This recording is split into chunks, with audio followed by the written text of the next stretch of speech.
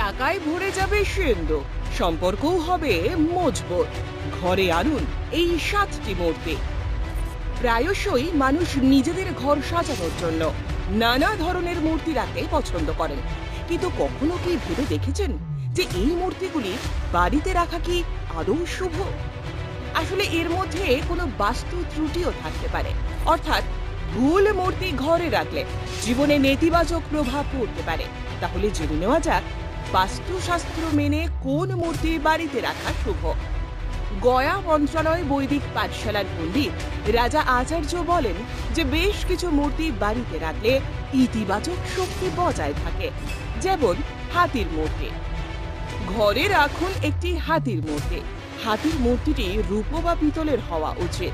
হাতি আসলে ঐশ্বর্যের প্রতীক। শোয়ার ঘরে পিতলের মূর্তি রাখলে স্বামী স্ত্রীর মতভেদ দূর হয়, আর রূপোর হাতি রাখলে তা কথাই নেই। রাহু সংক্রান্ত যাবতীয় সমস্যা দূর হয় তাতে। ঘরে হাতির ছবি বা মূর্তি রাখলেও ইতিবাচক শক্তির সঞ্চার হয় এবং সেই সঙ্গে সম্পদের উৎসও তৈরি হয়।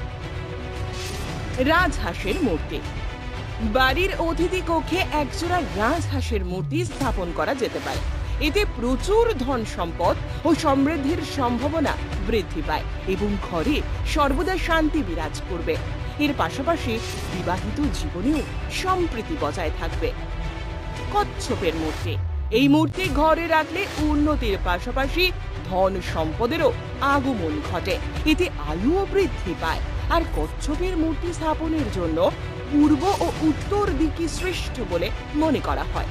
ড্রয়িং রুমে একটি পাত্রে জল ভরেও কচ্ছপ রাখা যেতে পারে, তবে কচ্ছপের মূর্তি ধাতুর হওয়াই বাঞ্ছনীয়।